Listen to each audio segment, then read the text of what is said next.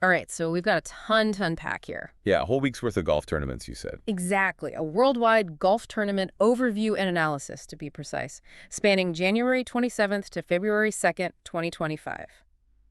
But I know you didn't just want, like, a basic rundown of who won. No, no, definitely not. We're going for those deeper insights, those little details that really tell the story of what happened out there on the course. Exactly. So let's jump right into it, shall we? Starting with the PGA Tour and Rory McIlroy's win at Pebble Beach, that AT&T Pebble Beach Pro-Am. Always a good one.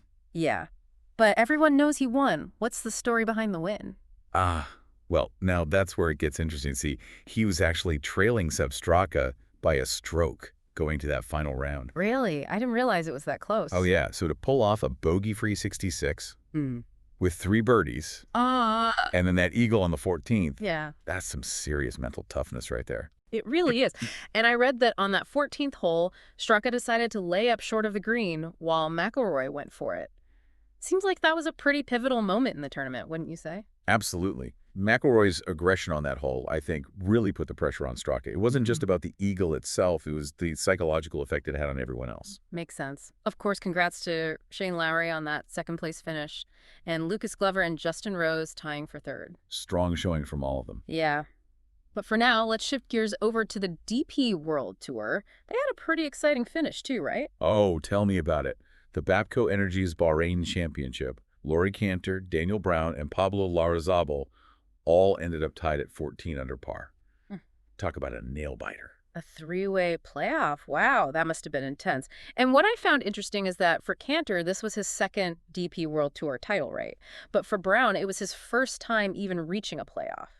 You think that experience played a factor in how it all shook out? It's hard to say for sure, but I think it's definitely possible. You know, Brown and Larrazabal are both incredibly talented golfers. Oh, yeah, without a doubt. But that playoff experience, being able to handle that kind of pressure in the moment, it can make all the difference. And we saw that, right? Cantor sank a birdie on that first extra hole to clinch the win. Pretty amazing. Now, before we move on, I got to ask about something I noticed in the LPGA Tour Championship results. Minjee Lee was experimenting with a broomstick putter. Is that becoming a trend or something? It's something we're seeing more and more of, yeah. I mean, anchoring the putter's been banned for a while now, right? But these longer putters can provide some of that same stability without breaking the rules. And for a player like Lee, who's known for her long game, finding more consistency on the greens could really change her game. I can see that. But she was up against some serious competition this time around, wasn't she? Oh, absolutely. Jin Young Ko really dominated that tournament. I mean, just her accuracy off the tee was incredible, consistently setting herself up for those strong approaches, putting the pressure on her opponents right from the start. Oh. Yeah.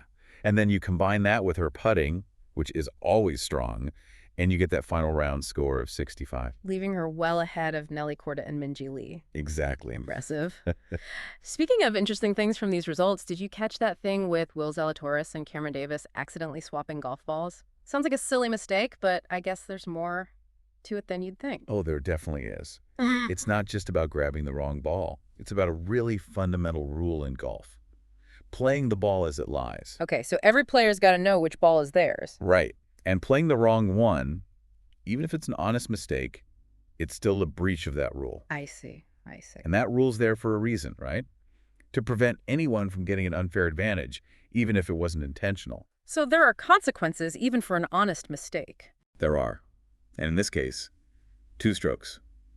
2 penalty strokes. Wow, 2 strokes can be huge, especially at that level. Absolutely. No. Yeah, 2 strokes can be the difference between, well, winning and losing. Definitely. So, I mean, this rule, this playing the ball as it lies thing, it must be pretty important if they're willing to penalize players like that, even for an accident. Oh, yeah. It's a pretty fundamental rule. Been around forever. So what's the story behind it? Why is it so important? Well, imagine if a player could just, kind of strategically place their ball in a better spot without any consequences. Wouldn't be very fair, would it? Right, right. The rule's there to keep things level. It forces players to deal with the shots they hit, whether they're good or bad. Makes you think, doesn't it? It's like this built-in test of honesty and sportsmanship. That's a good way to put it. And it also shows how much attention to detail matters at this level. Every shot, every club you choose, every little thing can have a huge impact on the outcome of the tournament. And speaking of impact, in this case, those 2 strokes cost Zalatoris and Davis A lot of money. Yeah, a significant amount. Like, we're talking about a $426,000 difference. You're kidding. Nope. That's how much those two strokes cost them. Wow. That really puts things in perspective. And it makes you wonder, with all the technology we have today, could we see personalized, trackable golf balls becoming a thing? Interesting question. It's definitely something that's being talked about more and more in the golf world. I mean, on the one hand, that kind of technology could prevent these mix-ups from happening in the first place. Right. It would make things more fair, more accurate.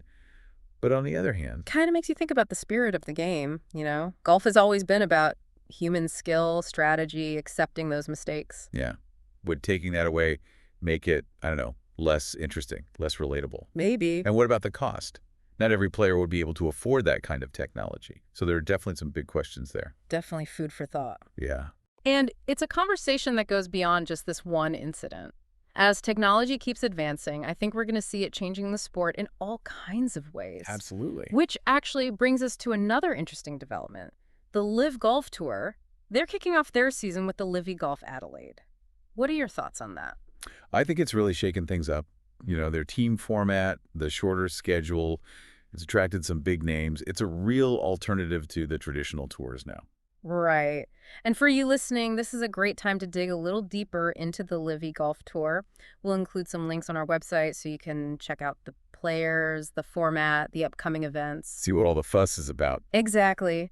And speaking of upcoming events, let's talk about what's coming up on the more traditional tours, shall we? Sounds good. So on the PGA Tour, we've got the Waste Management Phoenix Open coming up. Always a good one.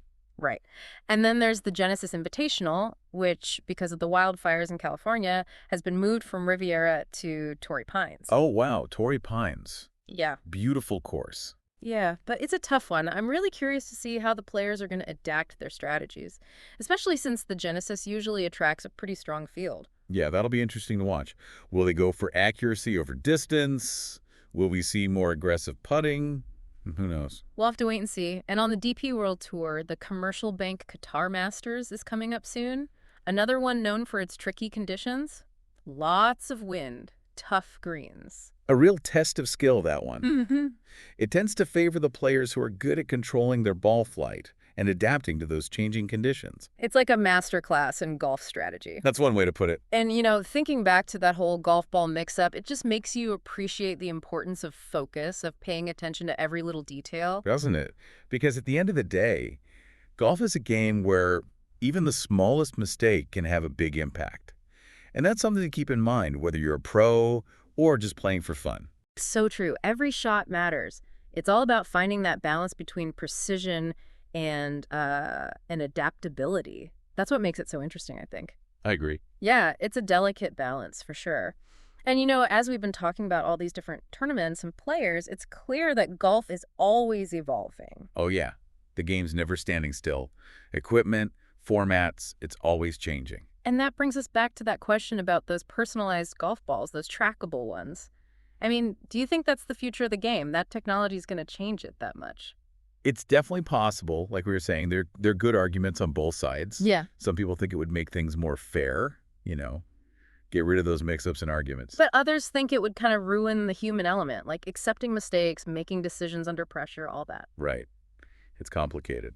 No easy answers. Yeah, But it's a good question to think about, especially with how fast technology is moving these days. exactly. And for you listening, this is where your deep dive starts. What do you think about all this? Yeah, do some research, see what you find. Think about how technology's already changing the game, you know?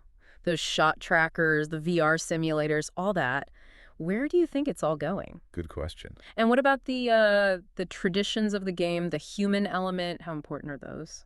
Big questions. Yeah. No easy answers. Well, whether you're reading up on it, checking out stats, or just enjoying around with your friends. Hopefully this deep dive has given you some new ways to think about the game. Because it's about way more than just scores and rankings, right? It's about skill, strategy, history. Even a little bit of controversy now and then. It's all those things mixed together that make golf so interesting. So keep exploring, keep learning. And most importantly, keep playing.